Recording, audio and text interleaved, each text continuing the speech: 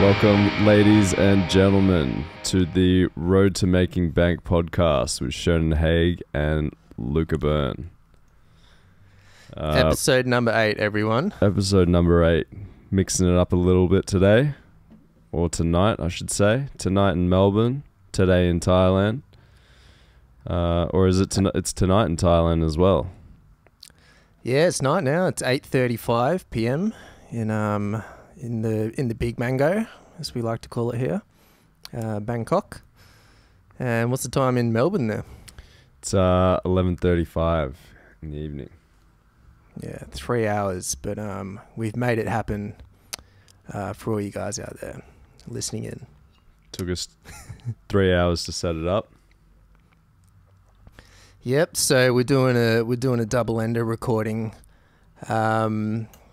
which is we're recording our microphones separately into a DAW through audio interfaces, and then we're running the phone through a separate channel, the output from the phone, so we're putting the phone calls through our computers.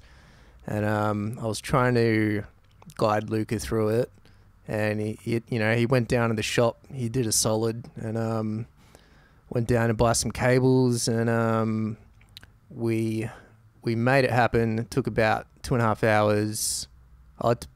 Yeah, it's been 2.5 hours now, and we've set it up. So, yeah. The petrol station Stoked. is your friend for audio needs. Was it the Shell on Barclay Street? It was. Yeah, the Shell. I've seen they stock cables and little adapters and everything. I've seen that before. Brilliant. So, props to Shell. Shout out to what was the person's name that was working there? Don't know. Shout out to whoever. Shout out to the dude working there. Shout out to Shell for, they're heavily mining the earth, but are providing audio equipment to amateur podcasters. And that's something. Yes. It's a great way to give they back. They might. I don't know if Shell has, but BP, they spilled some oil in the ocean every now and then, but they give us petrol for our cars, and it's the good and the bad, isn't it? There's a balance. That's right, man. So yeah, you good? You good, Luca? You Good. been all right? Good. Yeah, it's been a solid week. Been staying up late. I've been a naughty boy, staying up late these last few nights. Nice, man. I think I had a 2 o'clock night the other night as well. Never stay up till 2. Yeah, I had a 2 a.m. night last night. Today it's 11:30 already. It's wild. Yeah, wow. It's your you need time. You just if you just stick to going to sleep at 2 a.m. and then waking up at 10 a.m., just do that every day, and then you get 8 hours. And as long as you're productive as usual. My problem is that I like getting up early and like going to bed early. Yeah, I know.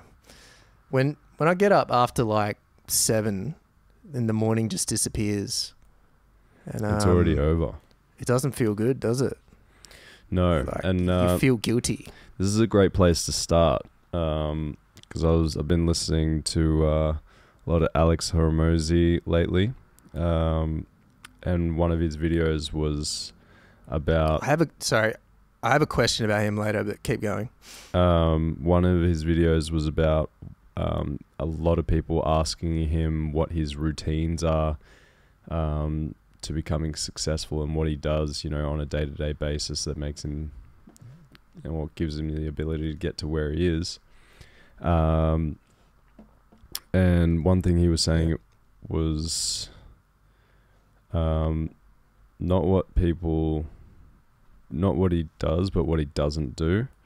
So he was saying that super successful people say no to almost everything. One thing he was saying that he does was he treated his weekends the same as he treated his weekdays. So he would be going to bed at the same time on the weekend as he did during the week. That's one thing that he changed. just to keep that consistency with his day-to-day life. Yes. So on the weekends, he wasn't waking up at the same time usually, but then he changed it to keep it the same, yeah? Yeah, exactly. So you might go to bed at 9:30 every night, and then on the weekend you go to bed at 2 a.m. and then it just messes with your cycle. So just keep it consistent every night of the week. So whether you change it, I mean, they were saying that, you know, I don't know if it was like an Andrew Huberman podcast or something, but they were talking about I guess there's people that follow that circadian rhythm. You want to be awake when the sun's up and asleep when the sun's down. Then they were talking about also that it's what your regular sleep cycle is. So if you're going to bed at 9 o'clock every night, then the first 2 hours of your sleep are for recovery. But if you go to bed at 11, the recovery, it doesn't start at 11, it starts at 9. So if you miss the first 2 hours of sleep, let's say if you go to bed at 9 o'clock every night, then the first 2 hours from 9 to 11 are recovery. But if you go to bed on the Saturday at 11, it doesn't, like 11 till 1 isn't recovery. Recovery is still 9 to 11, but you skipped it and you just went to bed at 11. So you missed that whole recovery, which is why people feel shit. Even if they get the same amount of sleep, they feel shit because they actually missed out on the recovery part of their sleep. Yeah, wow, and they don't get that. They don't get the recovery part back. You don't get later that back. On in the sleep. No. Wow, that's a bit of a revelation. Yeah, I did not know that. That's what they were talking about anyway. So yeah, so that's pretty interesting. So if you know that you're going to be going to bed consistently at a certain time, pick that as the time, and then just blend the rest of your week into that time. So you know, if you like to go to bed at 9 o'clock during the week, but on the weekend you like to go to bed at 11, maybe try 10, or maybe try 11, but just, you'll have to just get up at the same time, depending on what your work commitments are or whatever, but just try and keep it, or meet it somewhere in the middle, maybe go to bed at 10, and then just keep it consistently at 10, so that even once you get into that habit, you're not missing out on that recovery. Yeah. There's no reason not to do that unless you're like going out on the weekends. If you're at home, there's no, like, you may as well just go to sleep at the same time, hey? Yeah. It's so that's something that I've been feeling, especially with not drinking, and then you realize that maybe it wasn't just the alcohol. Like if I have a night out, I feel real bad, like hungover, like I have been drinking the next morning. So yeah, definitely makes a difference. Yeah, same time going to sleep, same time waking up every day is ideal. Can't always happen, of course, but absolutely ties back into the other thing that he was saying. Alex Hormozi was saying is that saying no to things. So if you get offered anything, an invitation to a party or something, maybe just go till 8 or 9, depending on what your time is. Go till 8 and then go home. Yeah, it's hard to do though, isn't it? When you're it is hard to do, but that's the whole thing. I mean, it's hard to do, which is why most people don't do it. It's the discipline. Yeah, man. Well, I don't know. My days over here, the weekend, like, isn't a thing in here. It seems like, I mean, it is for like people that work 9 to 5 here, but generally in Bangkok, things don't really change that much weekdays and weekends, it's always kind of bustling. Maybe like a small difference I noticed on the weekends, like in the malls and stuff. But yeah, interesting. And yeah, it was a bit unrelated, but anyway. Cool, man. Should we jump into the first thing? Can you share any recent observations relating to business and entrepreneurship and the approach to it since our last chat? Or do you have any topics that you want to talk about in particular? Went to see Gary V on Thursday. Oh, Vaynerchuk. Yeah. Nice. I haven't, like years ago, I took note of him, and I think he's in like an ex-skateboarder as well. Anyway, yeah. How was that? Yeah, he's a pretty interesting guy. Had a lot to say. Obviously, he's very well known. Probably anyone listening to this would know him better than I do. So, yeah, I don't really know too much about his background or what he gets involved in, but it sounds like he's involved in a fair bit, and he's been doing it for a fair while. So, yeah, it's had a lot to say. In terms of content, I found some bits and pieces really interesting. Yeah, is he more about what's his like angle? Is he more about the hustle, or is he like a process, or what's his general thing? Yeah, well, I think he is about the hustle, but I think he's also about not, he's talking about like people ask questions, and one of the people that are like one of the audience members asked a question about wanting to be successful, and that he had a successful product which was really good quality, and that it was selling really well. It wasn't selling huge numbers, but it was selling, pretty well for whatever it is that it was. But he was saying that to be successful, he wanted to scale it. So that, Gary was like, "Oh, why don't you then just scale it? Can it be scalable?" He's like, "Yeah, it sells when I'm there." So he's like, "Okay, well, that just in and of itself means that you can't scale it." He's like, "Yeah, I can scale it, but I have to reduce the quality of it."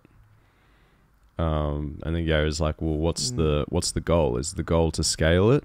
Is that that's what your measure of success is, to scale it, or is it to be the best quality?" And he's like, "I don't want to sacrifice the quality." He's like, "Well, then you don't, the goal isn't more important." Can't do it then. Yeah.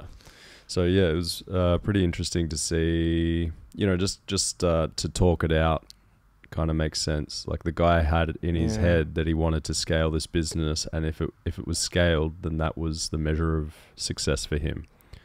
But then he realized that he didn't want to sacrifice the quality of the product. So I guess he kind of had a realization in that moment that actually maybe scaling it isn't what I really want. It sounds like a brick and mortar store or something. Yeah, I have no idea what the product was. He didn't say. But it it was pretty interesting. And Gary V was very much about not everyone not needing to make be a billionaire. It was like saying that people can be pretty successful just creating something, and it being, if it sells well and it does what it's supposed to do, and it's good quality and it provides value, then you can live a very happy life not being a billionaire. So absolutely, I'll settle with a millionaire. That's fine. Exactly. But yeah, it was pretty interesting. One thing that stood out for me was content. I don't post any content really, because I just don't like the idea of it. Just personally, I just feel a little bit like a dick. I don't know. It just makes me cringe a little bit. So I find it quite difficult. Yeah. But he was saying that, rather than trying to provide an entire story and just like one post that has all this amazing value, you know, maybe just like break it up into little bits, so that you're providing solid information or solid value, but just break it up into smaller daily videos and then hit the punchline at the end of it. You know, maybe at the end of the week or whatever the case may be, depending on what it is. Well, that's interesting because I actually listened to a podcast. I think it might have been today. So it was about social media.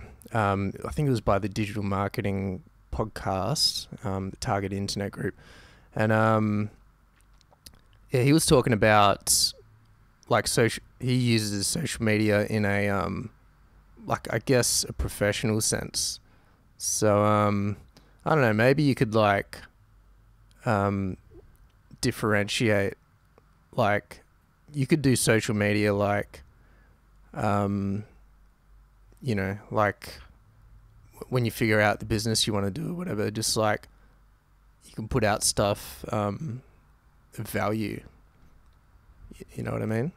Like it doesn't have to be personal cringy stuff or like, you know, photos on the beach or yeah, you know what I mean? Yeah, I'm trying to figure out like how to make content that I don't find is being cringy. You know? Yeah. I haven't really figured out what is the best way to do that yet, but we're getting there. Yeah, I mean, I'm open to the idea now. I wasn't even open to the idea of doing it. It's like how can I start a business without creating content? But I don't think just do it related to your business. It doesn't have to be personal at all. Yeah, you know, as I was saying. Yeah, and that's what he said. You know, he was like, he said that he keeps his personal life very private, and he's slowly opened up a little bit more, but mostly it's just content that's relevant, that provides value to the people watching or listening.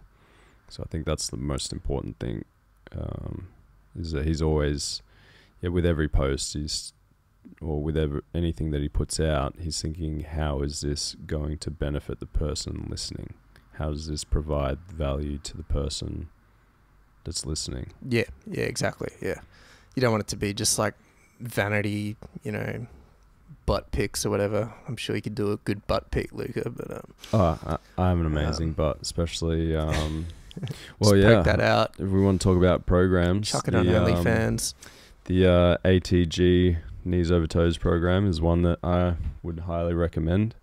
For me, having a knee injury, torn meniscus, and still having to climb trees every day for work, you know, not being able to walk down a staircase without being in pain, to now, you know, squatting comfortably, pain-free.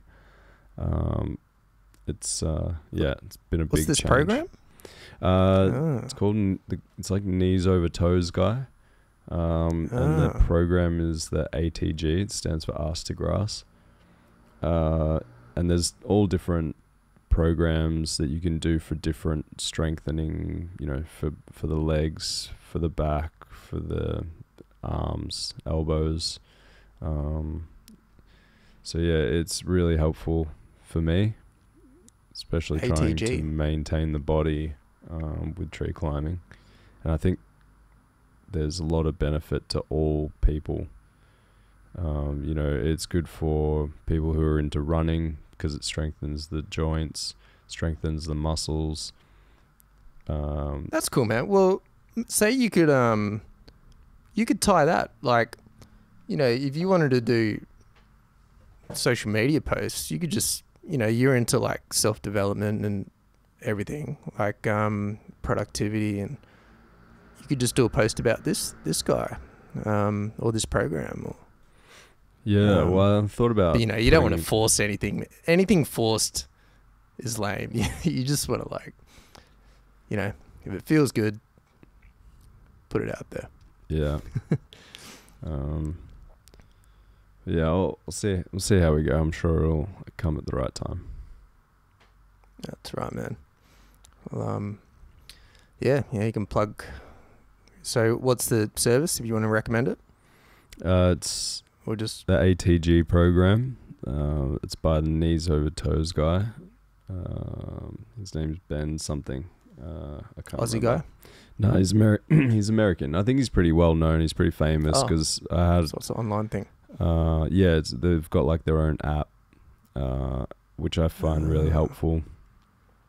Part of like a business community group, and there was some guys talking about how they were paying a lot of money for this, this really expensive personal trainer who's really, really good at what he does, but it's super hard to get one-on-one time with him, or when you want feedback, it takes him, a long time to reply, and maybe a day or couple days for him to get back to you. So I think one of the things about the ATG program is they've got their own app, and on the app you can record yourself from, obviously any angle doing the exercise, and then within, from here, because I'm doing it in the morning in Australia, I think the people who are in America who are, the trainers that are going through and watching the videos, it's 24 hours. Like when I go back the next morning to do the training, I look in the chat section and they've already assessed the video and given me feedback for the exercises. Yeah. So it's like they have coaches on call sort of thing. Yeah, exactly. And it's not always the same person. So you've always got someone new generally, or someone different commenting on your videos. So sometimes there's if there's a follow-up question that you have and you need them to reply, sometimes they do it if you're sort of interacting at the same time. But if it's the next day or something, then it might be someone else. So there's a little bit of confusion occasionally, but I find it really, really helpful. Yeah, nice, man. Cool. All right. If anyone out there is interested, get into it. Cool, bro. So for me, I got my 1-year visa, my education visa, which I am stoked on. So I get to stay in Thailand for a year. Yep, absolutely. It's really good feeling. I don't have to skip out and do border runs every month or two, and I just have to report to Thai immigration every 3 months. This is cool. So if anyone's interested, education visa, you can do it for any like university. You can do it for even Muay Thai. You can learn Muay Thai, but I'm studying Thai language, and pretty much I think it's just 2-hour lessons per week. Have you actually started yet? Nah, today I just got my the notification for the first class. So I think it's 23rd August or something. So yeah, 2-3 weeks now, and I've made the effort to learn a bit more. So I'm actually going alright, learning more. When I go for walks, I listen to like these language podcasts, lesson app podcasts. So, but it just being here, you're forced to learn it anyway. So like, can you hit me with a hey, what's up? Sabadi mai krap. Sabadi mai trap. Yeah. So like how you going? Like good morning, afternoon. How are you? Is Sawadee krap. Sabadi mai krap. That is Sabadi mai is how are you? I'm pretty sure I'm getting that right. And pretty much in Thailand, there's 2 words, ka and krap. So krup is like the male polite particle, they call it, and ka is the female polite particle. So everywhere you hear females here saying like sawadee ka, and guys will be like sawadee krap. And what's the guy pretty one? much say, is it KRAP? Is that what you're saying? Yeah, KRUP, KRAP. Yeah, Okay. that's Krap. Yeah. So one People is shorten it to cup. KRU and one's KRUP. Ka, KA. Oh, KA. That's the Sorry, female. Yep. And male is Krap. Yeah. Sumadi Kra. Yeah, so it's actually cool, you know, but girls would just like say ka, you know, like it's just a polite thing, like you're saying yes politely. They'll just say ka, and I don't know, it's super cute. Like, yeah, it's actually yeah, it's very charming. I don't know, just when I hear it, it's very like idiosyncratically like charming or something. Yeah, Sucked in, Shannon, I can tell. I can hear it in your voice. Oh, those cute Thai girls saying "stay with the car." It's pretty cute, man. Nice. So yeah, absolutely. Don't let them distract you. Make sure you get into bed at 9:30. All right. I am, man. It's. I don't want you being influenced by beautiful women. I got to get some money coming in, man, before I start chasing girls. That's my priority at the moment. But it'll come. It'll come. I'm still open to dating, but I'm not going after it yet. Yeah, so education visa for anyone that is keen on getting to Thailand and not having to, you know, skip out and do border runs, because they don't really. I think they crack down on border runs a bit. Immigration doesn't really like it, and fair enough. How long was the process for you from applying for it to getting it? Let's see. I pretty much needed around 45 days or something. Like, so I had 30 days visa on arrival when I came in, and then I needed more time for the application at the language school. So I extended my visa. I had to take a motorbike taxi out to Changwatana immigration, which is like probably about half an hour away at least, and big immigration complex. Actually no, I went there first, but then I had to go to another place. So yeah, IT Square Luxy, and you pay 1,900 baht, pretty much 2,000 baht to extend your visa. What's that in AUD?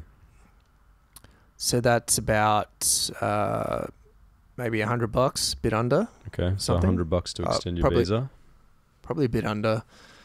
So that gave me enough time to for the application. So if you get here, you want to have at least 2 months, or at least 45 days. 2 months would be nice for ED education visa application. And then it's a bit of a process. So pay your deposit at the language school, and then you then I had to go to immigration to drop off the application and pay for the application there. The language school gives you the documents, and then you come back, and then I had to go again to get my stamp, and I think there was one more process I'm forgetting, but pretty much there's a few trips to immigration, 2 at least.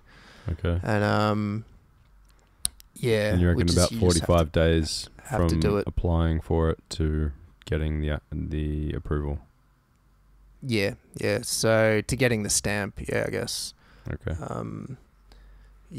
So I got the stamp, and you're good to go. So if anyone's keen on doing that, getting over here, doing a geo arbitrage and starting a online business, recommend it. Education visa, apparently there's issues with people getting the Thai Elite visa, which is like a 5 to 20 year visa, which you just pay for people that have been going to dodgy language schools and they just get the education visa to stay here and not study. But it's not what I'm getting. I want to study and like make use of it and learn Thai. So people abuse it, and they might get turned down for a Thai elite visa, which kind of sucks, because I was possibly looking at, getting one of them, if circumstances allow, like after my education visa is done after a year. But well, if you've and said, if you've probably learned enough to get by after a year, then you might be eligible to get it. Yeah, I'm not. It's pretty much, they're skeptical because people have abused it, but I don't know. Hopefully, I just apply for the elite visa and it'll be right. But people have been turned down that have been on an education visa or currently on one, so I've heard recently, which kind of sucks. But well, I'll work it out. But yeah, so plenty of visa options in Thailand. That elite visa is awesome. It's like, I think now the price change is going to change on September 15th, apparently. So if you want to get in there, you can get like a 5-year one for, I think, 17,000 US, and then the 20 years, like, I think 20 something US. I think it was around 44 grand Australian for a 20-year visa. You get like airport pickups, things like that. You pretty much come and go, so it's an awesome option. So if you want the bougie visa, it's going to cost you double. Yeah, but in the big scheme of things, it's actually not heaps. Yeah, I mean, you'd be saving so much in living expenses every year. I think I worked out the 5-year one. It'll take you like a year and a bit to pay it off and save living expenses, pretty much, if you have income coming in. If you're able to have income coming in online. Yeah, right. So they're really cool, but the prices are going up soon, so you got to get in there. And unfortunately, I can't. But yeah, maybe you should do it, Luca. Well, too have to have a business before I move overseas. I think that's the thing. It's always better if you have that. But well, it might be a good comparison. See what it's like to start a business. One of us start a business overseas, and one of us start a business in Australia, and see how it goes. It's absolute. I've definitely preferred to do it this way because, it's just the extra motivation, like the time factor. You just have to do it pretty much. It's you're forced into a corner. So I mean, I don't know. I didn't really. Yeah. For me, anyway, I think it's a better option. I mean, you could just quit your job in Australia and then try and get something going, but I don't know, man. Yeah, I'd say, different for different people, I think. But both options are good if you want to get something going before you come here. Nice. Definitely less stressful, I'd say. What else we got? Yeah, cool, man. So I wanted to talk about the concept of social facilitation. So, so pretty much, generally, it's where being in the presence of others improves one's task performance. So, yeah. Do you have any thoughts on that generally? I sent a message to a guy on Facebook about a rental property. And it basically was just me saying, they asked, for a bit of a description about yourself, what you do to stay, keep your body in shape. I guess fitness was a big thing for them. But I basically just told them that I'm looking for a place to move. I don't need to move out of the place that I'm currently in, but I'm looking to move more so for the people that I would be living with rather than where it is.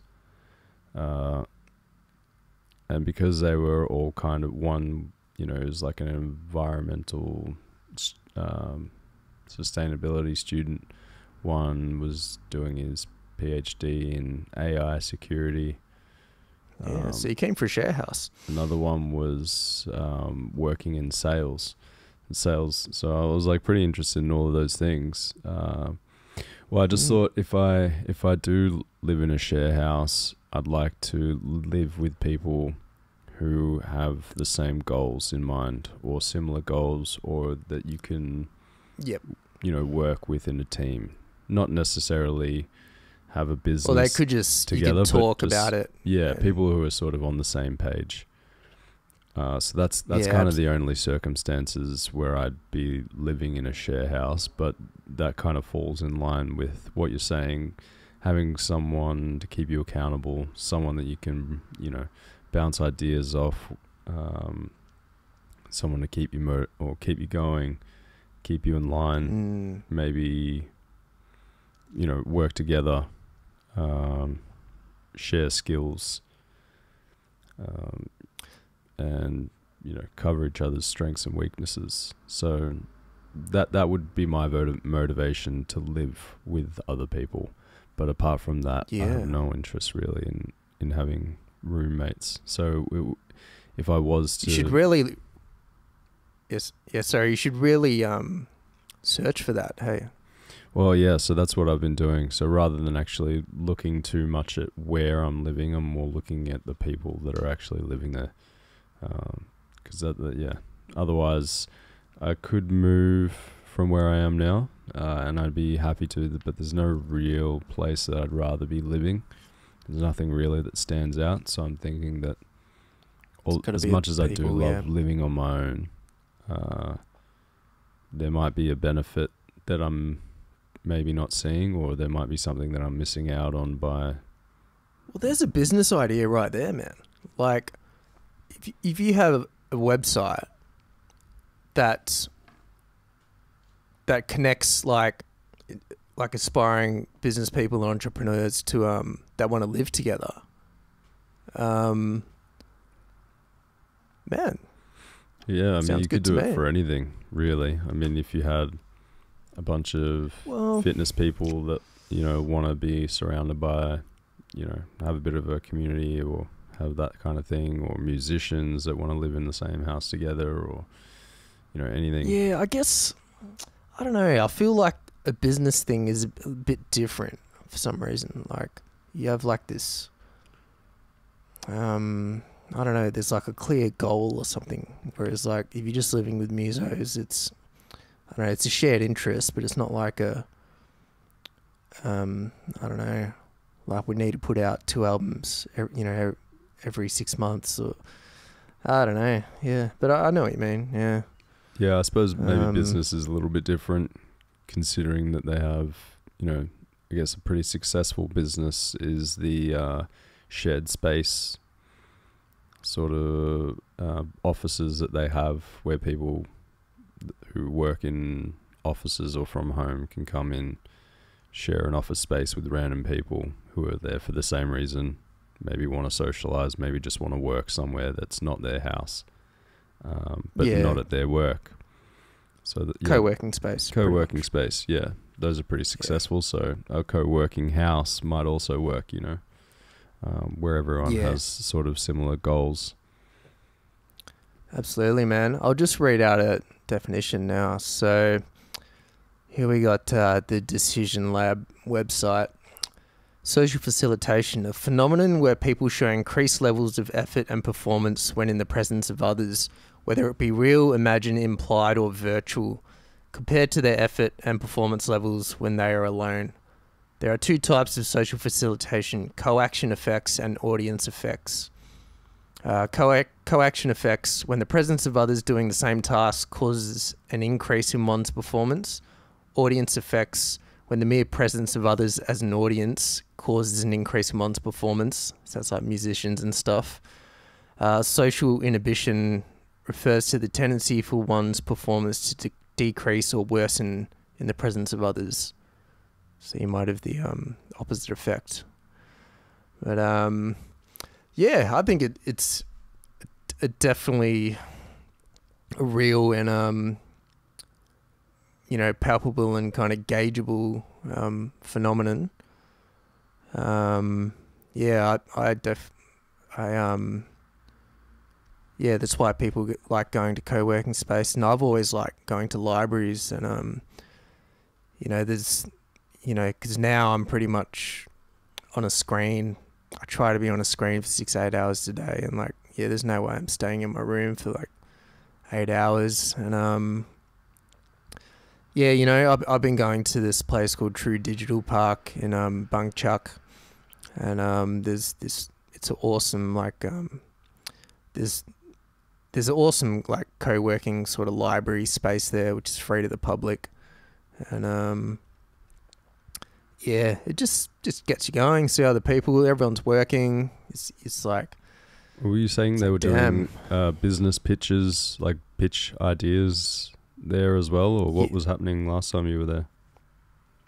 Yeah, so it was startup sort of pitch event. So this place is awesome. I really like this place. It's called True Digital Park, and I guess it's geared for like digital entrepreneurs and startups and stuff. So they have like all these like amphitheater rooms, podcast studios, classrooms, event spaces, but it's kind of just set up like a shopping center, like a mall. And yeah, you have, what else have you got? Yeah, well, there's the library, there's co-learning spaces, and there's like proper co-working spaces where you pay for when you go upstairs, but you need like key card access and stuff. And there's like 2 buildings that connect to each other, but the West Park is where most of the business happens, and then there's like condos attached to it. It's this awesome place. But it's, yeah, like I enjoy going there because you're surrounded by people, trying to make shit happen. I think a lot of people maybe just studying that go to that library thing as well there, like conventional study. But a lot of people, I've noticed some expats that go to the library and they're hustling. I've seen a guy like editing videos. He's doing some YouTube videos and stuff. But yeah, I see him there nearly every day, and he's making it happen. And it's, I don't know, just being, because I'm saying what, trying to make it happen working on my computer as well. It's really good to be around that environment. And yeah, there's heaps of books there, so there's awesome, like there's it's really nice curated sort of business book section, so you'd like it, Luca. There's one, it's the 4-Hour Work Week there, the famous one that I want to read, but there's 2 like kind of famous digital marketing books there that I've started reading. So but just when I did a semester of uni a while ago, just going to the library to smash it out was good. And I don't know, and you might see a couple of cute girls there, and you'd be like, shit, I need to get my shit together if I plan on dating one of these girls. So it's, like imagine it's the same like sports people or whatever. There's a group of guys when you're like 14 or whatever, and you're playing basketball, and a bunch of hot girls park up and sit watching. It's like they're going to be playing harder without a doubt. Yeah. So it's the same. It's on a lesser degree when you're like studying on a computer or whatever, but it's like, yeah, I guess your earliest example of that would be, are they mole bowls or bowl moles? What's that? Bowl moles. Like girls, like teenage girls that hang out at skate parks and just watch guys, like young teenage guys, just like skate around. Yeah, those skaters are like gonna shred way harder if there's hot girls there. I would, I'd say like at least 70-80% of them would anyway. Yeah, have you seen that? Yeah, well, just whenever you're a kid, like you go to a skate park and they're just dudes are just skating around or on their BMX bikes, and there'll just be like a couple of girls. They'll just be like sitting there talking. They're not skating. They don't, you know. Or one of them would have like a skateboard, and they just kind of like they just sit down and just have their foot resting on it. They don't actually skate. They kind of just carry it around. Just, you know, just generally, you know, the presence of girls will change. Yeah, everyone tries to be funnier and tougher and everything. It just changes everything. But yeah, I guess it's that whole idea of, you know, raising the bar. When you're around people that are at a certain standard, you try and raise your standards to their level, or vice versa. So yeah, surrounding yourself with people that are working hard, and if you see someone working hard, then it pushes you to work harder as well. Whereas if you sort of see people slacking off, you're just like, well, why am I bothering? And that might be more from a teamwork perspective, but you know, also for yourself, you feel like if you see other people slacking and you're working really hard, and someone comes up to you and says, "Oh, you work so hard," and you just, you know, you're like, "Oh, maybe I do work real hard," and then you just like take your foot off the pedal. But reality is that maybe they're just not working hard enough, and neither are you. So yeah, it's good to surround yourself with people that are hustling and trying to get it done. Keeps you honest, I guess. Just that comparison, and yeah, for sure. There's actually, I was just reading now, there was actually a study. So on this site, it says Norman Triplett. So there was a study with cyclists that I'll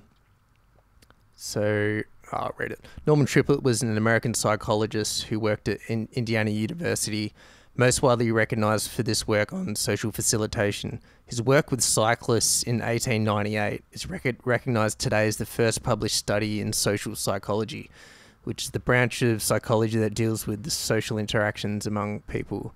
It doesn't actually say about the study, but wonder why not. So pretty much it was the cyclists. Oh, it's up here, yeah. He was studying the performance of bike races and noticed that cyclists who train alongside other cyclists perform better than when they simply tried to beat their personal best time. So that's pretty incredible, eh? Like, you could be just on the track by yourself and you could just be giving it everything, but like for some reason the presence of other cyclists is going to push you more, and you can still be giving it everything. So it's like well, there's that example of the first guy, the first people that tried to, or the first guy that did the 4-minute mile. They were trying to run the 4-minute mile. Like, there was one guy who was trying to beat this record for ages, and he just could never do it. I think it took him years and years, and he just never beat this record. And then one guy came along and he just broke it down. So I think the story was, rather than trying to attempt running under 4 minutes every time you try, he would just try and run 1K in under a minute. Okay. So that he would just break it down, and if he just did that enough times, you know, if you could consistently run 1 mile in under a minute, then effectively you could train yourself to run 4 miles or 1 mile in under 4 minutes, or I don't know, something like that, or a quarter mile. So you know what I mean, like down. But it was like a quarter mile in a minute, and then just like, you know, half mile in 2 minutes, 3/4 mile in 3 minutes, and eventually you could get to, you know. Yeah. But yeah, this guy, stages. I don't remember the years or the names or anything like that, but the gist of it was some guy had been trying for all these years to try and break this record and just never did. And then this other guy came, broke down the strategy of how he was going to do it. He breaks the record. And then after that, the guy who had been trying for so many years to break the record, he ends up breaking the record like 2 weeks later. Oh, and wow. the realization, No shit. what they realize is that people break it, that people can do things when they realize it can be done. Yeah. But before that, it was thought to be impossible. So they were just never getting it. Yeah. So you really There have you to go. believe in what you're doing. So if you have competition there, you know, if you're always one-upping each other, also because you now realize if someone does something that has never been done before, you now realize that it can be done. So you're just like, all right, that can be done. I can do that. Yeah. And I guess that I think that's the whole spirit of competition in the first place. You know, it might be about winning, but I think it's more about pushing your opponent to a level. I never saw like the Michael Jordan documentaries or anything like that, but I imagine that's kind of what it's like. You know, it's got someone that's just pushing everyone to the next level. Whether it's the person on your team or if it's your competition or your opponent. You know, You need that push, I guess. Yeah. I think Jordan pushed his teammates, yeah, for sure. But it worked. It was like you need to see it can be done. Yeah, and we were talking about And, samurais before, and I was thinking about this samurai movie that I watched. And these like two guys are dueling it out for their life, and you kind of think about like they're like pretty equal when they're fighting each other, and they sort of give each other this nod of respect, or you see it in like UFC fights or whatever, when the competition's fairly even, but you sort of have that respect for the other person because you know that they've put in the dedication and the time and the effort to get to a certain level where they're competing, where you feel like you're actually competing against someone that's worthy of your skill level, whatever that may be. So there's that acknowledgement for greatness, I guess. And that you can get that acknowledgement from your opponent even though they're trying to beat you. Yep. You'd absolutely step up your game if you had a high respect for your opponent. Absolutely. Yeah, and I think that's, even if like you should have the same mindset when you're against a lesser opponent, like it could change it when it shouldn't really. Yeah, that's there's a couple of points there. Is why are you doing it in the first place? You know, if people are doing it to win, then you kind of end up with people taking shortcuts. You know, they'll like Lance Armstrong or whatever. Even though he was very successful in his own right, it was still, you know, he did it to win. Like, so he was taking drugs or whatever. You know, is it to be your best or is it to be the best? But even if you are the best, if you're cheating, then you're doing it to win. You're not doing it to be the best. In that respect. But it kind of reminds me of this guy Marty that I used to work with. I remember him saying that he used to play pool with his dad, and his dad would say to him, "I can let you win, or I can beat you until, or I can keep playing against you, and I can play my best. But you'll know that when you finally beat me, it was because you were better." Yeah, it's the way to go. So, I'd pick the second option. Well, yeah, I mean, it depends how old you are. If you're a little kid, you're just like, I just want to win. Because it's a game. Would that help though? Would that help really? Well, I mean, it's just the fun of it. Maybe at some age, but depends how. You know, if you want to if you want to instill that in a child, you may as well do it early. Yeah, you know? if it's the age difference is, you definitely change it there. But like, if you were the same age, yeah, it's probably not. No, but I mean, you know, you're never going to be the same age as your dad, so it's obviously trying to teach him a lesson there. I guess you gave him the choice at least. Yeah. Instead of like well, I think it was more instead of a of hiding playing bad. Yeah, I think it was more of I don't know if it was more of a rhetorical question. Yeah. statement. Yeah, it's that was pretty interesting, I thought. Yeah, nice, man. All right, moving on. I had another observation. So someone put our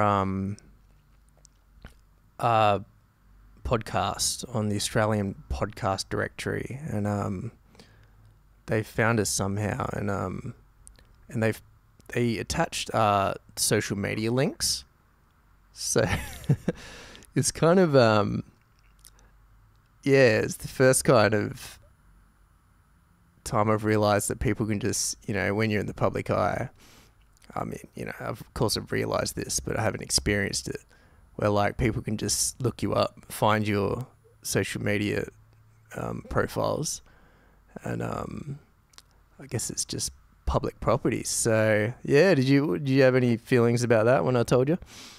Yeah, well, I kind of had a look at the website, and it just seemed to me that it's somebody just collecting all the podcasts that are in Australia and just creating a directory. So it's a link that someone can go to and just find any sort of podcast about anything. Has a bit of a description of what the podcast is, and then like you said, the social media links attached to the people that created it. So yeah, it's a pretty good idea. I like it. Yeah, it's not like there's nothing bad about it, but it's just from that perspective, it's interesting. Like someone's created a website that has your podcast up on it and it has your social media links attached to it, and you've just got no idea that it exists. Did they send you an email about it, or did you just find it? Yeah, no, they did. They tagged me on Instagram or something. Yeah, it was through Instagram. They did it. So okay. Yeah. No, I'm not. It was just a realization. That's all. That like, if your social media's out there, it's kind of like public property, I guess. Yeah. So yeah, just a bit of an observation. If you're getting into like content creation or whatever. Just be aware, but that's cool. They put our pod on the directory and people can find it. So yeah, cool, man. We're getting on an hour, so I might go to the next one. And so, have you made any progress in the current courses you're a part of, or have you joined any new courses?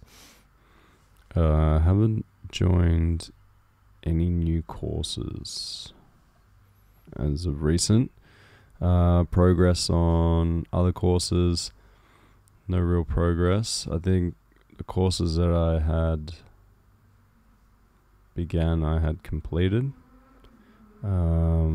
Did you do was that like a 2-day thing with Sansoni you did, or there was recently? a sales course, but it was while I was at work, so I missed a lot of it. So you didn't do it. Yeah, sorry. Yep. Cool. I missed out on a lot of it, but I think there is a recording from a previous year that I have access to, so I could go back and watch that, but I haven't done it as yet. But I was looking at potential jobs in sales, just to every podcast I'm listening to, everyone's like, you need to learn sales. So being winter now, work's actually a little bit quiet, so it's probably not a bad opportunity to start looking around for. You could volunteer for a commission-based sales, like just not even a salary, just like get paid if you sell something. Possibly. Yeah, well, I guess I would have to find something that I believe in. So yeah, that's the thing. Trying to find something that's worthy of selling. Yep. Which I guess it can be anything, as long as it's a valuable product and it's not a dodgy company. That's really all it takes. I guess as long as you like the idea of decent what you're ethics selling. And they add value. Yeah, cool, man. Um, How are you going? Any course? yeah, so nothing new. Course Yeah, updates? well, I've done. Yeah, I finished my 2 that I did, so I haven't got anything current. I shouldn't be spending money on courses at the moment anyway, so I'm happy to not jump into anything. But I did watch Iman Gaji's sales videos for his new Educate platform, and I kind of had a look at it. And yeah, that link that you sent me, I had a look at the videos. They're pretty cool. Did you watch them? I didn't listen to I didn't watch the free videos, videos? the free ones. No, I was going to, but You should, man. Yeah, especially if the six-figure first guy. sales, is it 6-figure Yeah. sales funnel? Yeah, have a listen, man. It's pretty cool. I learnt a few things just from the first 2 videos. So definitely recommend it.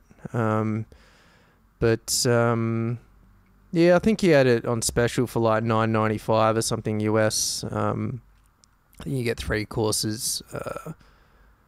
What is it? 6-figure sales, agency navigator, and the copywriting one, Pen to Profit. Yeah, I'm not going to buy it, but if I had more, I might consider it. More cash, but looks pretty decent from what I can see. And then he's going to add more courses like every 4 months or so. It's something he said. So I don't know if he says he wants to revolutionize education. See how he goes, I guess. Good luck to him. But Yeah, well, I just been listening to a lot of AI podcasts of people who seem to be at the top end of it. And they're all saying that basically anything you can do on a computer is just going to be taken over by AI. So, I mean, people at the moment, most people Sales are copy. selling education. It seems to be that a lot of business people are selling the same courses at the moment. They've all built sort of similar products or services, which is education platforms, and they're all providing the same content, more or less, from the videos and the courses that I've been doing, and all claiming to be the only people in the world to be doing it. So it's I think it might be sort of a realization that it doesn't really matter if they're giving their secrets away, because soon it's going to be irrelevant, and they're probably already ahead of the curve anyway with what's going to be next. So I think, not to say that it's not helping people, because I think for me personally, I kind of get disheartened because I watch some course videos and watch content, and I'm like, well, okay, well, there's no point me doing this because everyone else is already going to be doing this as well. But you don't. I don't know though. There's, it's lots of people, lots of businesses. There's a lot of transactions going on in the world. Yeah, I know the AI thing. It's like, can do sales copy better than other people or whatever. But I don't know, man. I think there's always. I don't know if AI is going to replace a shitload. It could a little bit. Still need human anyway. interaction. So I guess, there's probably, especially for high ticket sales, you probably need that face-to-face contact for certain things. Yeah. I can see where you're coming from, but yeah, I don't know if it's enough to get disheartened about, I'd say. I think. Sorry, I you don't finish that thought. Yeah, I don't necessarily get disheartened about the AI stuff. I get more disheartened about the fact that, you got people like Alex Hormozy posting all this free content, and you can do all the coursework and watch all the videos. And I'm just like, okay, well, everyone else, I know this, but so do millions of other people. So it's kind of like, Yeah. I kind But of it's how many think that people are everyone taking already knows action. it. Yeah. But yeah, then probably the percentage of people who are actually implementing it might be far less than the amount of people that watch it. I mean, you know, a lot of the sales funnel stuff is, you know, talking about if you get 10,000 people who apply to go to a course, maybe only 10% of those people actually rock up. And then out of the 10% that actually rock up, you might get another 10% of those that actually pay for the course.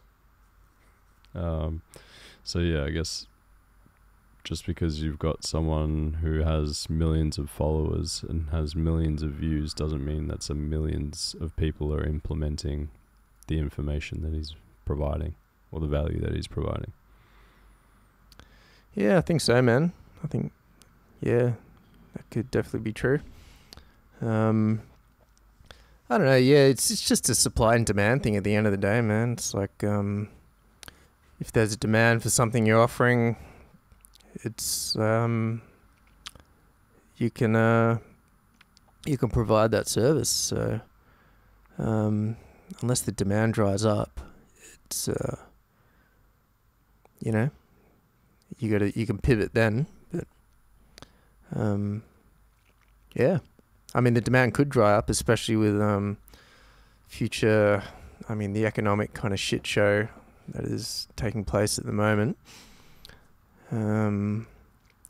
So it's definitely a possibility of like deep recession and demand falling.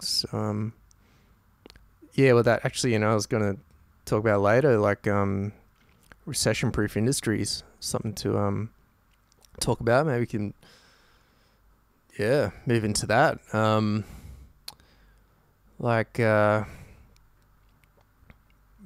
you thought about? So you're wanting to start a new business, and you currently think about ideas. Yeah, well, have you considered like recession-proof industries? One of the business ideas I had was creating a gym for the ATG program specifically. The program or the business itself does train people in the ATG, techniques or exercises and how to become an ATG trainer. So I was thinking if you had a gym that had ATG trainers where people can come in and work out, and you would have, because the ATG program, they've created a lot of their own gym products. They've created gym products that can be portable so that you can take them traveling with you, or, you know, if you are someone that travels a lot, or even if you're just going away on a holiday, maybe, or just a 1 or 2 day weekend away, but you still want to get a workout in, you can still bring the portable items with you so that you can still get your training in.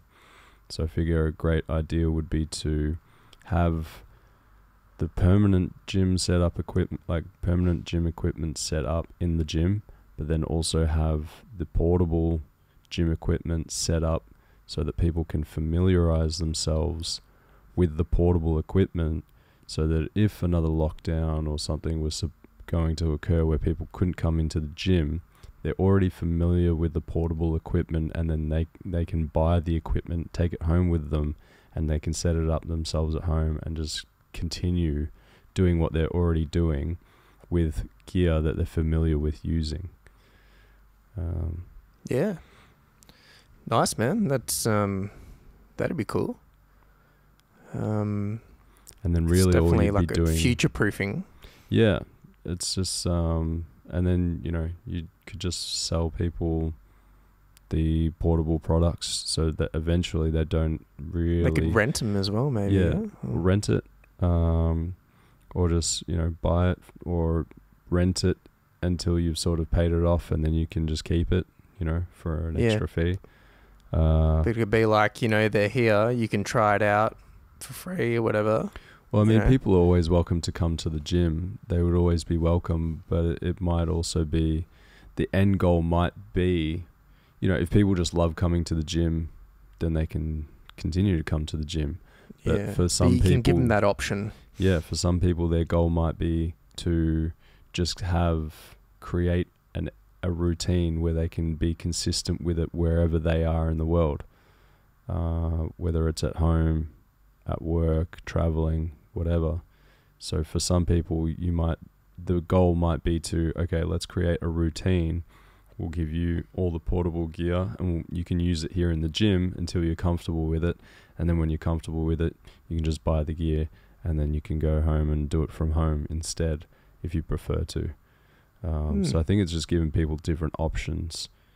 Yeah. You know, some people are coming to the gym because they just don't have room to do it at home. But if you can teach people how to use the portable gear in the gym, then show them how to set it up or how they can set it up at home, then they can just take it away with them after that. So I think just having different options for people and just trying to figure out what the end goal is. And then, you know, as long as they have a membership with the gym, they can come in anytime, or maybe you could have like an online membership where you're just running classes from home. So people that are doing the workouts from home, they can just tune in, and you might have just one trainer who does, or a couple of trainers that just do online sessions throughout the day. For people who can't go, you know, want to do it from home, but still want to do a class workout or, you know, whatever.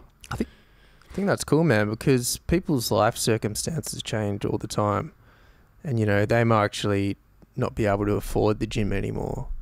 But, you know, now they've had this experience with this portable equipment. They have the, you know, they know it and they have the confidence that they can use it at home and use it well and efficiently. So they're more likely to buy it, I guess, take it home. And instead of just like, you know, the many people that quit gyms and, you know, just, you know, they don't continue that business relationship. This could be a way to continue that relationship, I guess. And just offer something different as well, yeah?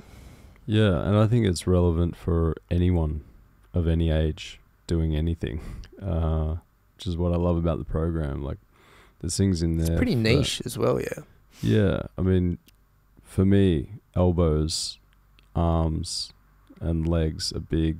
Back, basically the whole body, I suppose, when you're climbing trees every day. But, you know, there's things that bust on a lot of, like arborists, you know, it's always elbows, shoulders, knees kind of thing. And a lot of the protocols that are in the program. Is it like directed? Sorry, is it like a preventative thing as well? Yeah, preventative, absolutely. Yeah. Maintenance and improving, strengthening the body. So it's just all things.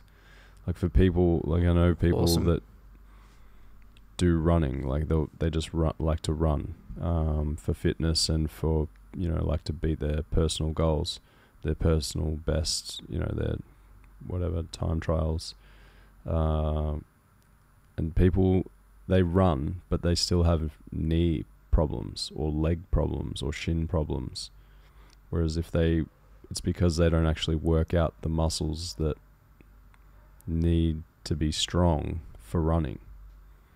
So like running doesn't actually make those important muscles stronger. You got to build it up in a different way.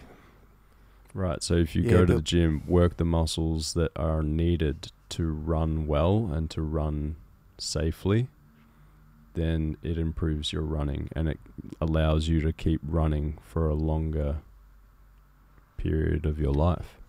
Without injury. Never looked at it that way. Yeah. It's very, you know, when I tore my meniscus, my issue was poor posture.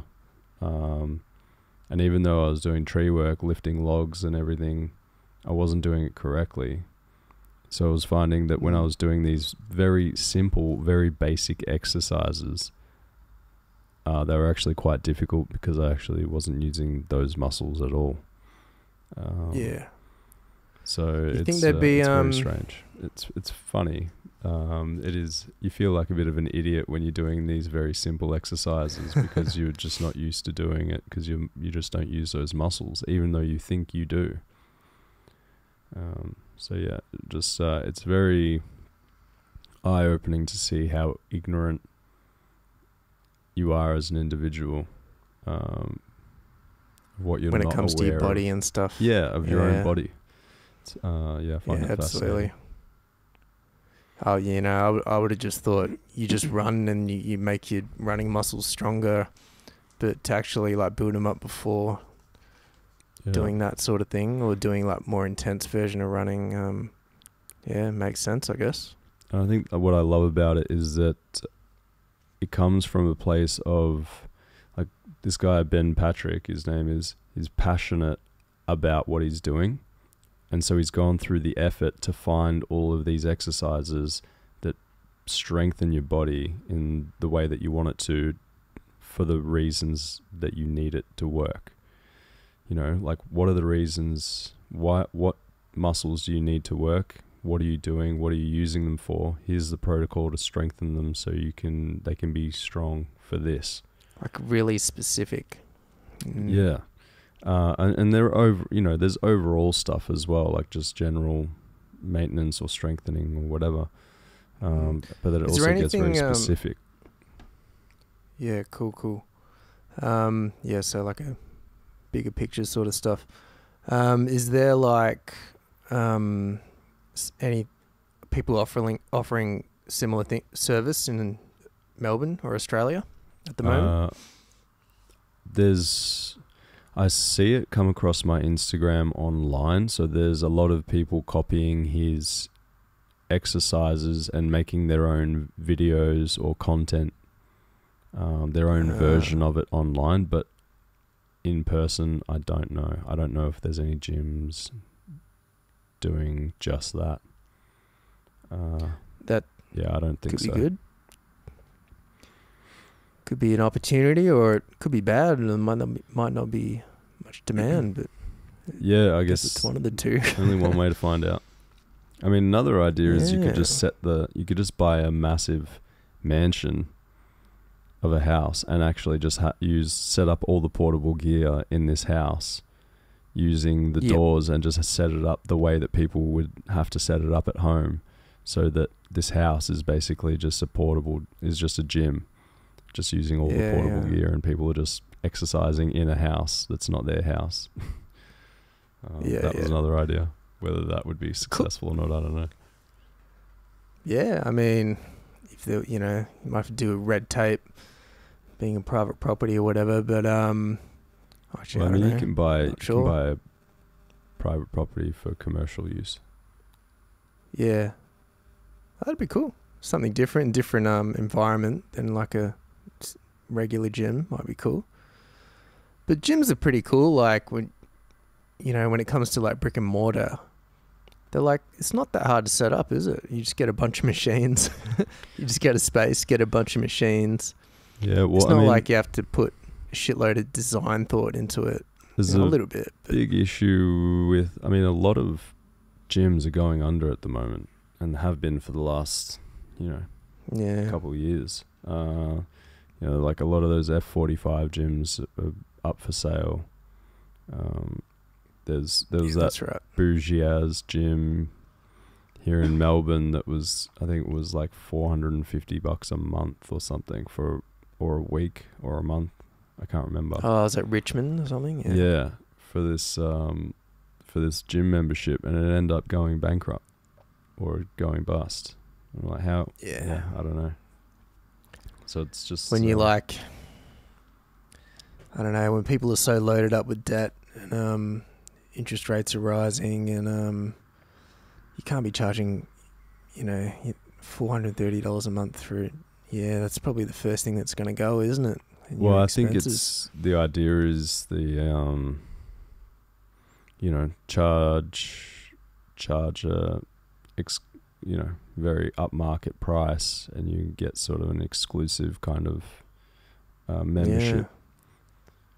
But I think it's just probably not sustainable for a lot of people. But Yeah, I'm just thinking like, you know, if people are going to cut expenses, the first thing that's probably going to go is like, you know, gym memberships, I guess. I think for Especially- $400 a week or 400 Yeah, bucks. I think it was especially. 400 a month, but even for 400 a month, I mean, how much, like you'd have to be pretty different to every other gym, and you'd have to be providing like a pretty good service than just a gym.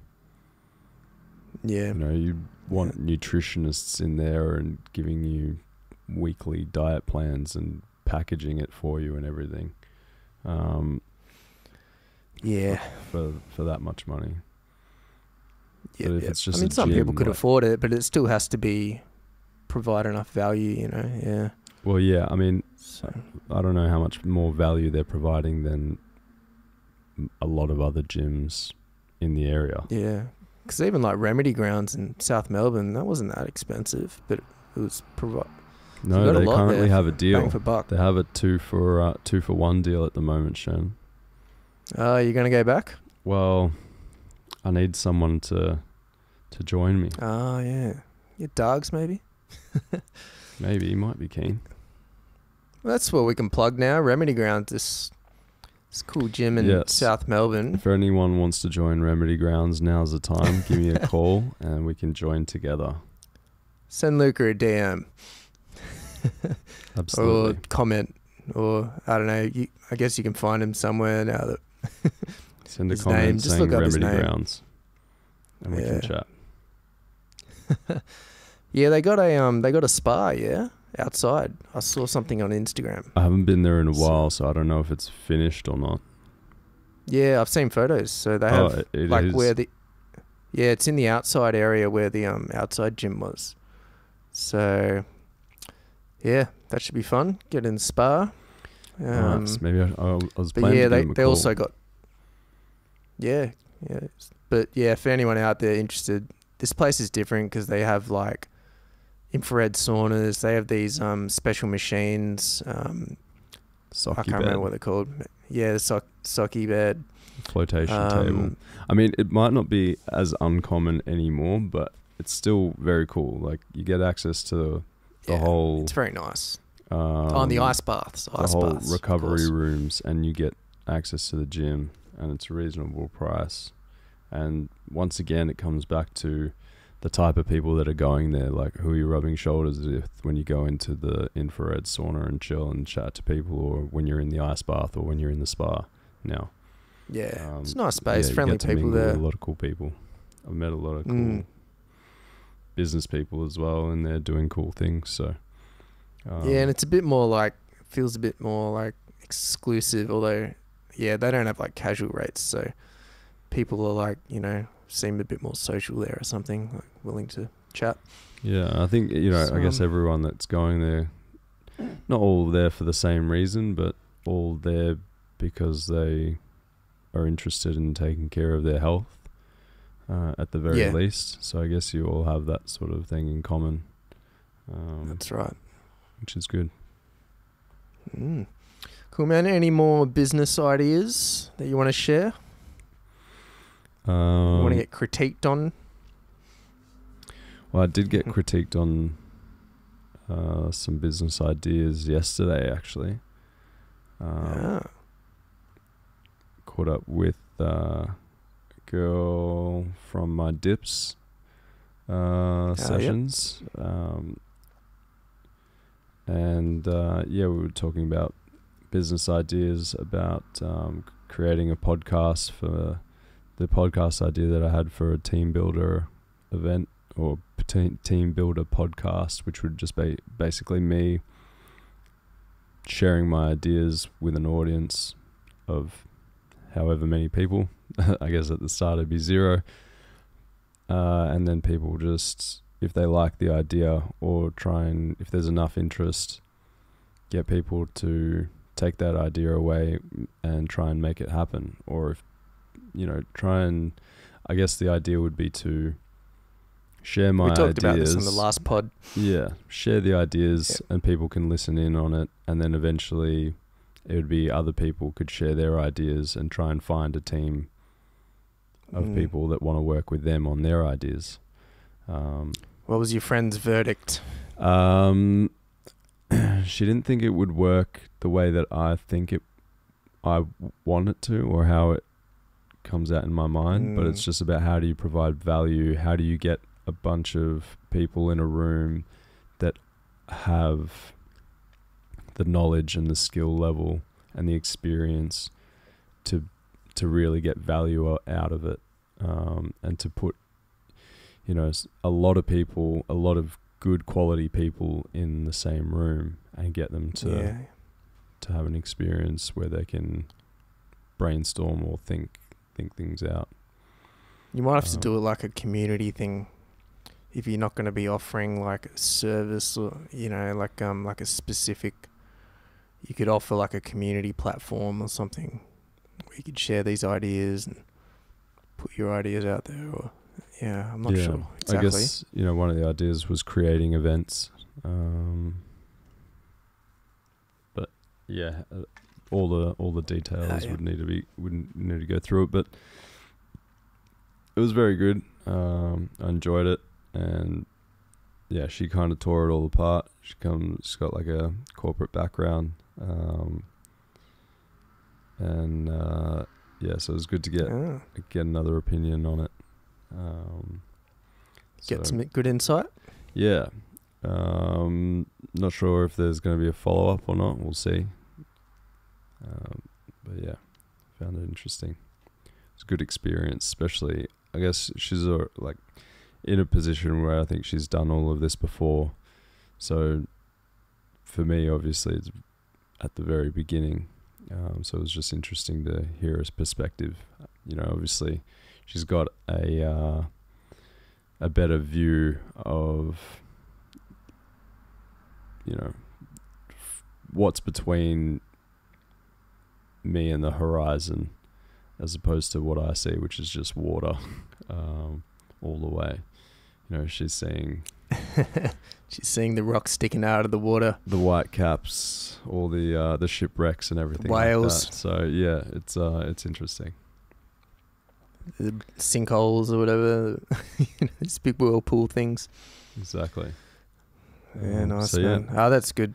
I think just having conversations like that with a whole bunch of different people has been really helpful so far, and hopefully continue to do that. Yeah, man, that sounds cool. You'll you think you feel it when you find the right thing to progress with? Like, you think you think it's going to be like a palpable sort of moment, like where you're going to be like, I'm going to run with this, or? Yeah, I've got no idea. I don't know.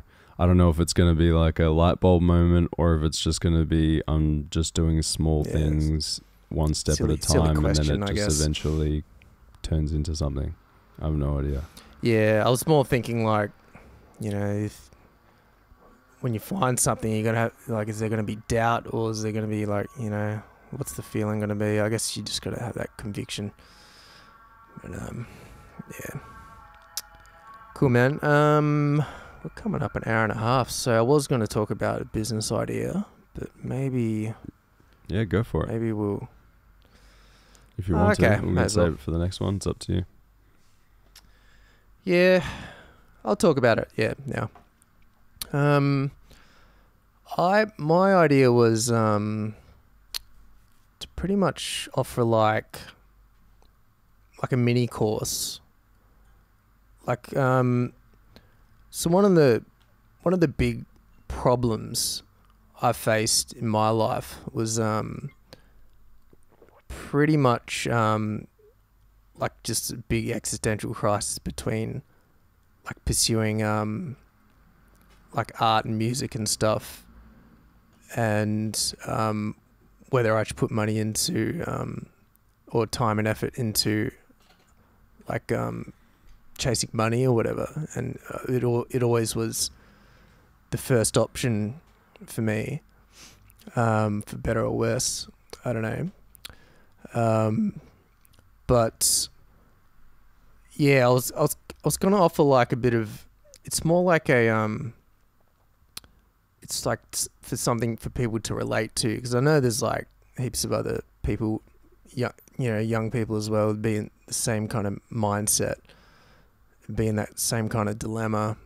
And I was thinking about offering something like, because I've been through that part of my life, in 2008, like when that GFC, the Great Financial Crisis, happened, and like the government like bailed out all those massive banks with taxpayer money. I distinctly remember at that time like thinking, all right, this is like nuts, and like at some point in my life I'm gonna have to like learn about the financial system and economics and stuff, and I've been through that the last 3-4 years now, and I've learnt a lot. And it's like, yeah, if I had that knowledge and, was exposed to like kind of more economic kind of anarchist and libertarian philosophy, it would have been like, I think my life would have been better.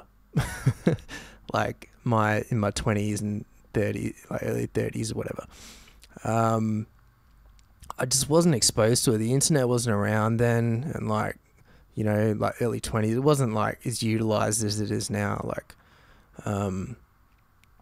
and yeah, I wanted to like kind of offer something like a little bit of like a general overview sort of thing to like, being like a musician, and like maybe you should try and like get some independent income, or like at least learn basics of the financial system or whatever before like going down that path, and then like your life might just turn out a lot better. So setting up people who may be more on the artistic side, just give them a bit of a background or like a foundation of what they would want to know as a minimum before they start pursuing their career in something else, or at least just give them some tools to work with if they are pursuing more of an artistic approach with their occupation or whatever. Yeah, and like maybe to give that opportunity for understanding, but also to like have that, if they're feeling alone in their dilemma, to have that what's the word? Just, see something, relate to someone else that's been through the same thing. I think that's the main kind of thing. I could talk about that experience. But if that, because I was like, I didn't want to pursue money at all. It was like, it wasn't not an interest to me at all, kind of thing. Like,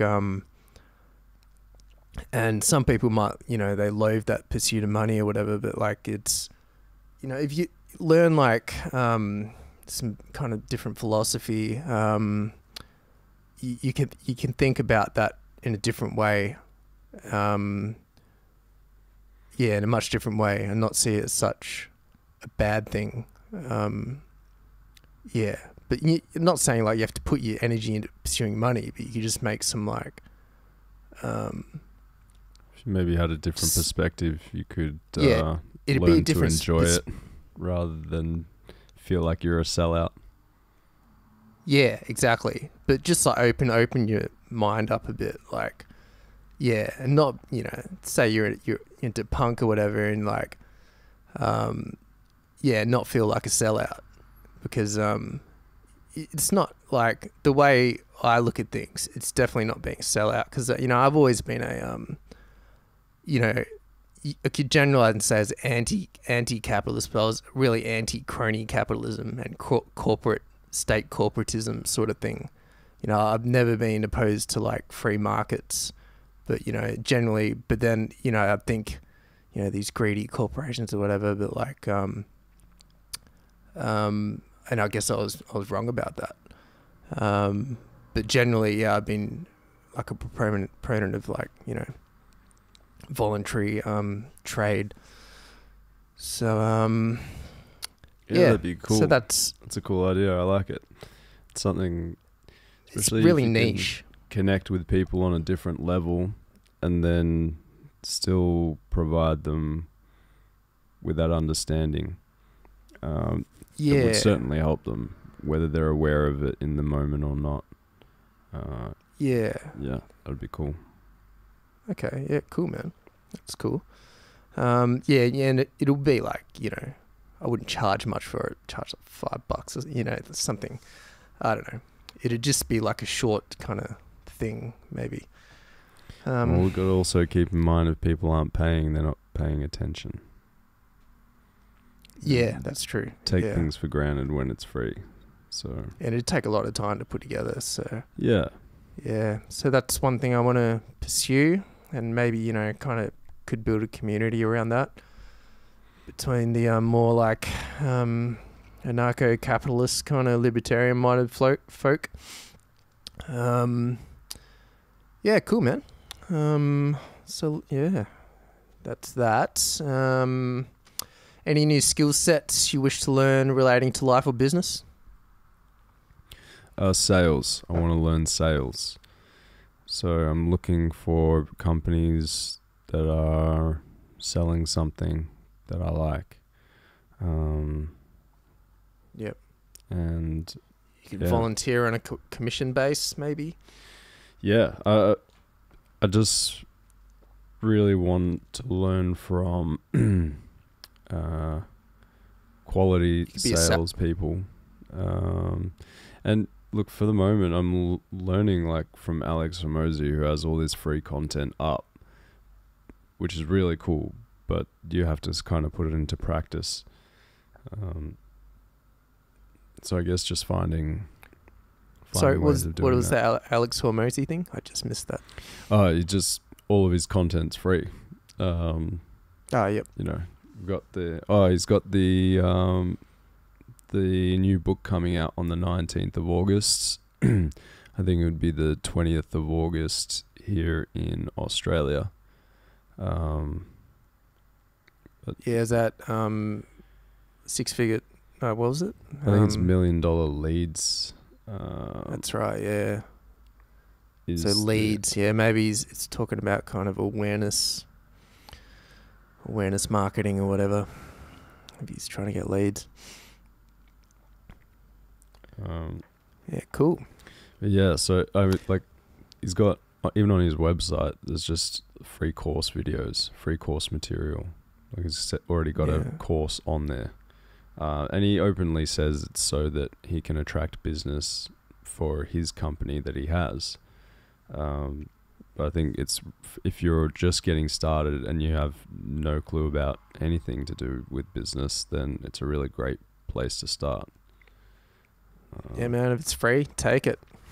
But yeah, again, you could be like a sales rep or something, but I don't know. Maybe you could try the high ticket sales thing, maybe. Yeah, just like full only commission, just online.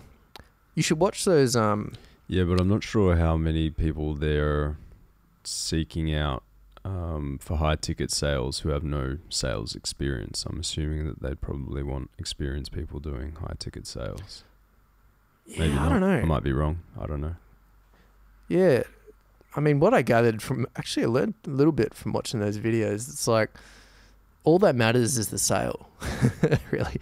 So if you sell something, like, that could be all you need to do. I don't know.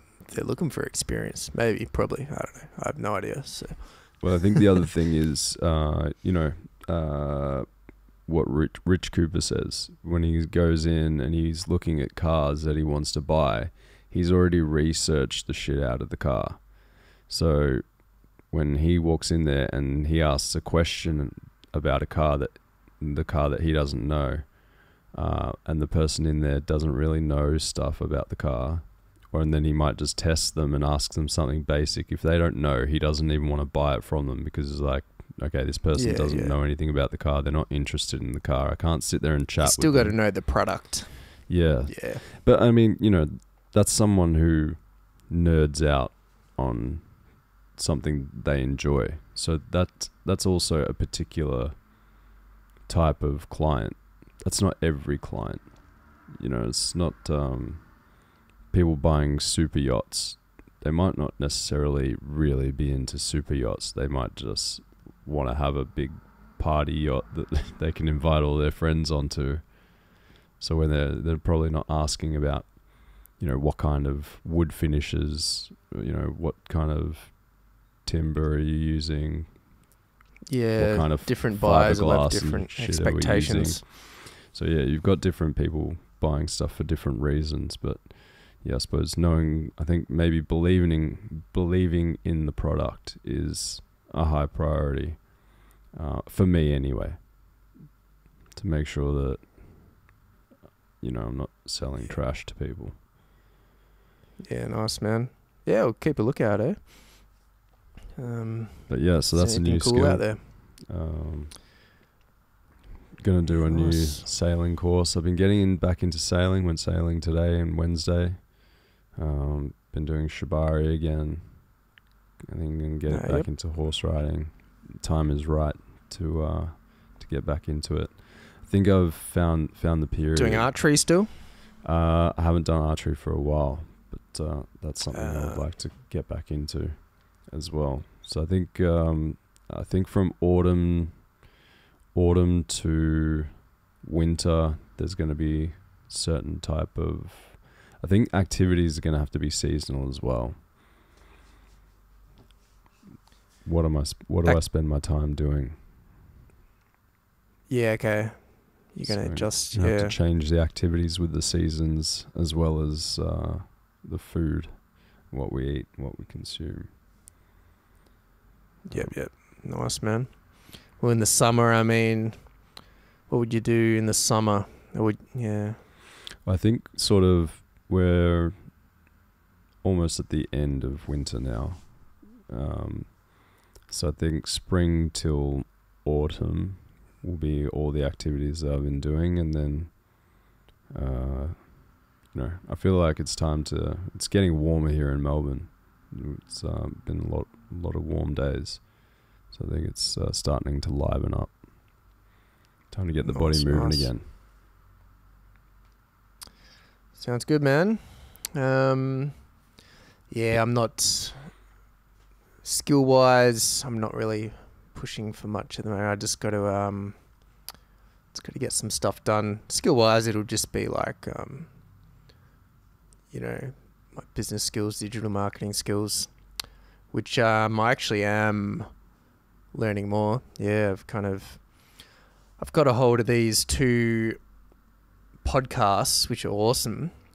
So I'll give a plug: Digital Marketing Institute, DMI podcast, and the Digital Marketing podcast by Target Internet, and they've been awesome. Yes. So I've gotten heaps of insight from listening to them. They are super cool. If like anyone's new to the industry, and it's been cool to just listen to other people talk about it. And so you're getting a bit of noise coming through from your end. It's a little bit distracting. What's the noise? I was just, are you moving the phone or something, or no? Oh, you weren't? Is it a tapping sound? It's like scratching and that. Yeah, right. Super sensitive microphone. I love it. Yeah. It's I don't know. Anyway. Sorry about that. So these podcasts, highly recommended for anyone getting into the industry, freelancers. Heaps of good insight, heaps of knowledge. See what other people are thinking, the lingo, the trends, all that stuff. Highly recommend. I guess it's just been cool for it'd be cool for other industries as well. Like, could you think of any other, like anything that you're interested in where you could like industry specific podcasts? Industry specific. Like, is there any for like arborist? Not that I'm familiar with. I haven't looked any up, so I'm not sure if there are. But I could research that for next time. Yeah, like I guess some industries it works, some it doesn't. But for some reason, for like this, because it's like they're talking about tools and methods and like analysis and stuff, it kind of works in podcast format for like this digital marketing thing. And like, you know, they're funny, and it seems like those kind of people are like, you know, they're pretty cool. Like they can, yeah, for some reason it works. But like, you know, I was a forklift driver for like 10 years. I wouldn't want to listen to like a forklift driving podcast. So, yeah, or like a warehousing podcast. So it kind of works. Cool. What's your current assessment of the financial markets and any macroeconomic, cultural or political factors that influence our lives?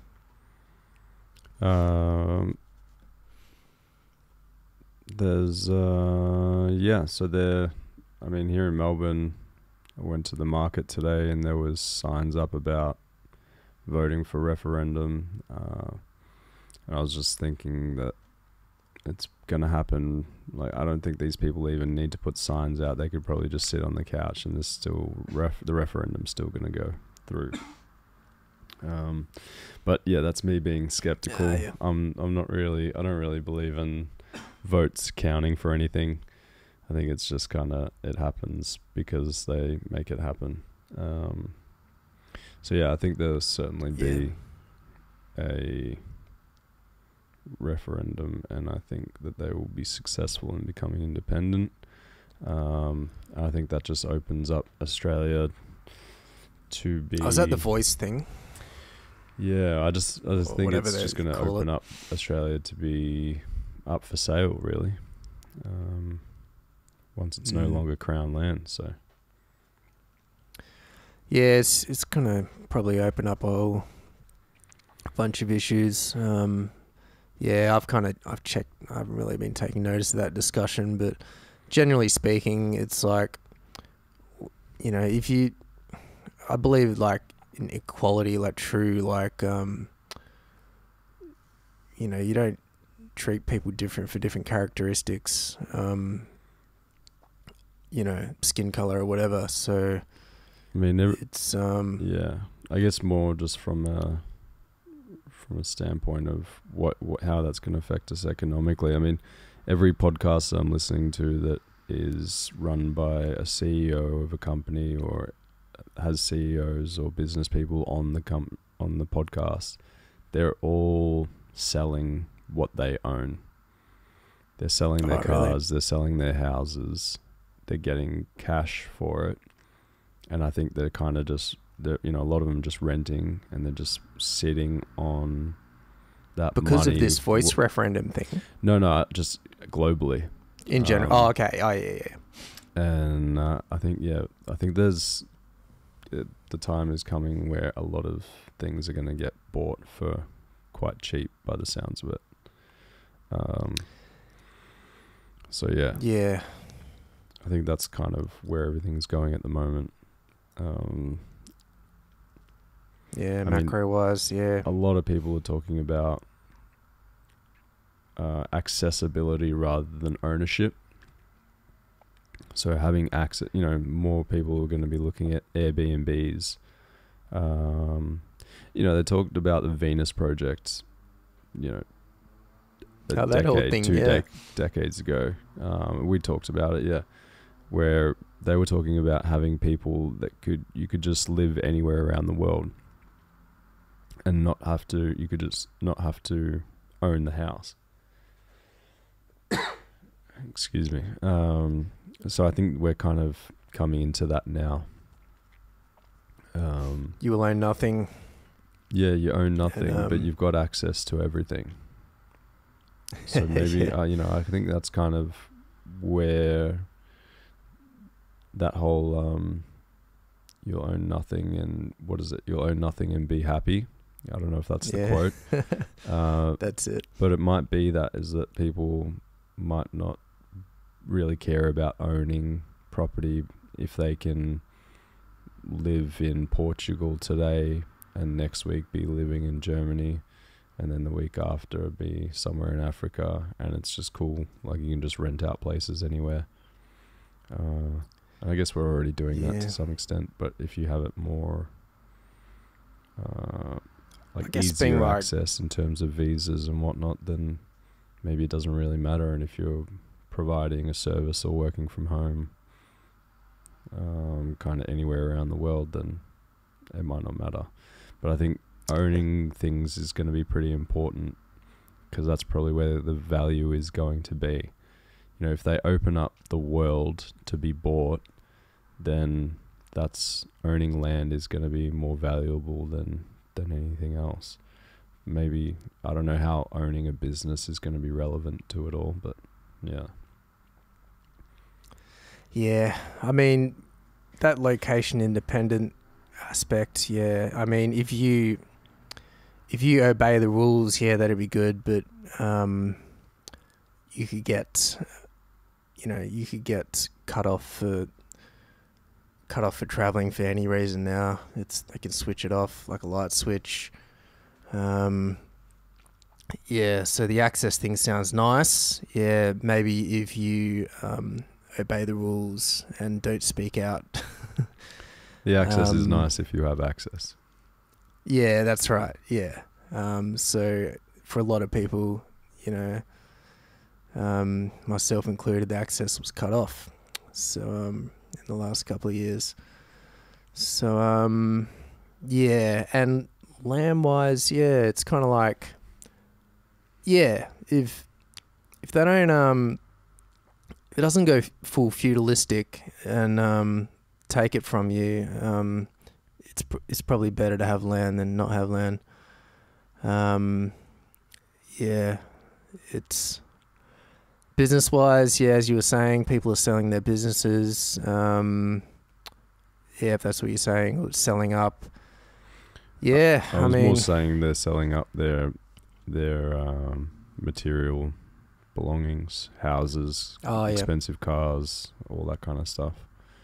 Like a lot of CEOs, a lot of business people are just renting at the moment. Like, they don't own any houses. They're just storing cash. Yep.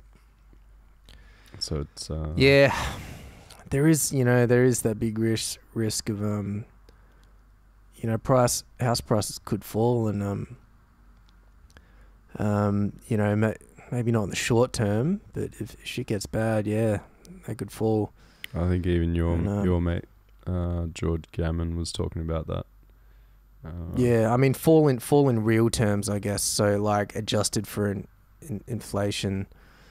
Yeah, so house prices could still rise, but they're still cheap. The value of the currency, yeah, like yeah. So, like, relative in to gold old prices, yeah. So, like, if a house was $100,000 a couple of years ago and it's 200 grand now, it still might be cheaper if you include the rate of inflation between then and now. Yeah. So if your wages are tripling and the house price is doubled, it's like, inflation's tripling and then, like, the house price is doubled. Yeah, something like that. But priced in gold, it's could get cheaper. So yeah, it's a different situation in Australia and US as well. They got like 30-year mortgages. Australia's, they don't have that that kind of fixed rate. So your mortgage kind of becomes an asset in America if you have a low rate mortgage. But yeah, that's seems to be the way it's going. But yeah, that's generally, economically speaking, it's going to be the piper needs to be paid with all this debt. I think it's like, US are paying like 1.2 trillion on debt on their treasuries a year now or something, and it's just going to keep going more. Yield curve is inverted, US Treasury yield curve. So that's like the strongest recession indicator. So like 10-year bonds are attracting a lower rates of interest now than the short-term bonds, when it should be the other way around. Because so everyone's wanting the long-term bonds because they think the central banks are going to lower rates in the future instead of keeping them high. So you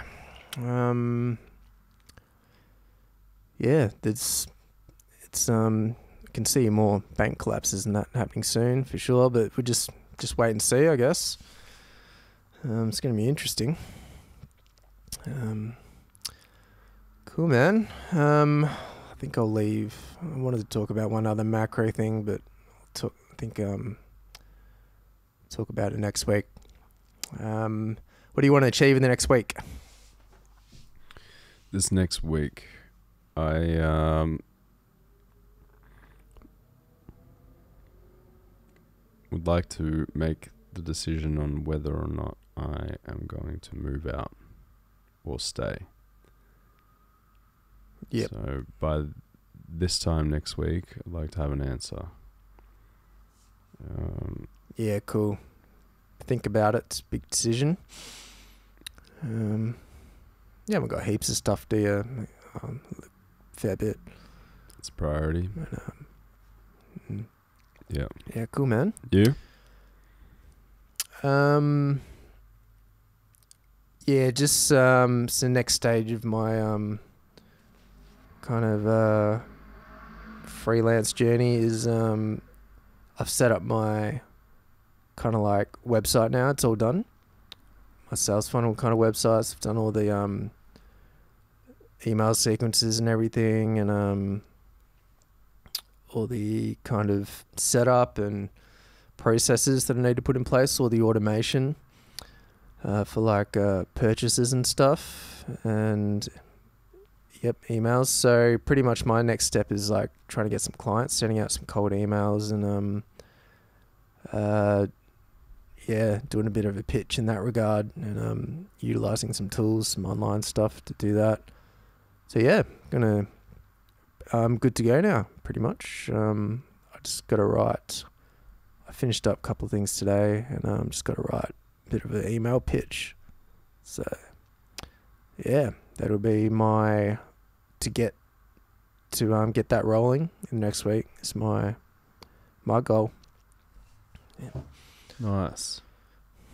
You have any clients that you're headhunting? Well, my niche is going to be like off-grid living and self-sufficient living. So it'd be like a off-grid power supply, like solar companies, and anything else like survival supplies, anything to do with self-sufficient living. That could include, gardening, growing food, compost toilets, all that sort of stuff, tiny house, shelter manufacturers and all that stuff. So I mean, I have a couple of companies in mind, but not, I'm going to have to send out to a lot. So, so that's the niche. Cool. Look forward to hearing about what you come up with if you get any calls. I got a bit of a lead magnet done, so I could send you that if you like. If you want a bit of an introduction to digital marketing. Yeah, for sure. Send it through. Give us the. It's actually a cool little book. Yeah, I got a little ebook. So I think if you read it, you get a bit of value. You actually learn. Yeah, you learn a bit. So yeah, cool. Awesome, man. So maybe we'll wrap it up here. Any questions you'd like to pose to the audience for any feedback in the comments? Are we leaving any links in the descriptions as yet? I just leave the Apple Podcast, Spotify, and then like our website, Buzzsprout website, and the share page. That's all I leave. But if you want to leave something, I can put it in. I was going to say we've got that Alex Hormozy affiliate link. I don't know if you want to add that in for people to join up for his program. We can or not, it doesn't matter too much, but it's a free thing to join up. Otherwise, I was thinking maybe we can start adding some links in for maybe references that we make for videos or books or podcasts or anything that, any recommendations that we might make might be worth adding in. Yeah, we should do that. Yeah, I don't know much about that affiliate link, but if you want to chuck it in, we can do that. So if it's there, I guess. Questions to the audience. If you are listening, send us an idea or a thought or something that you enjoyed or hated, or anything. Just make a comment. Yeah, make a comment. Just leave us one comment. Just give us the thumbs down or a thumbs up, Are you out there? Or give us a bit more if you want. Yeah. But just give us something. I mean, we are only 8 episodes in, so maybe we haven't done enough work. Nah, maybe not, but we'll get there maybe. I was going to ask,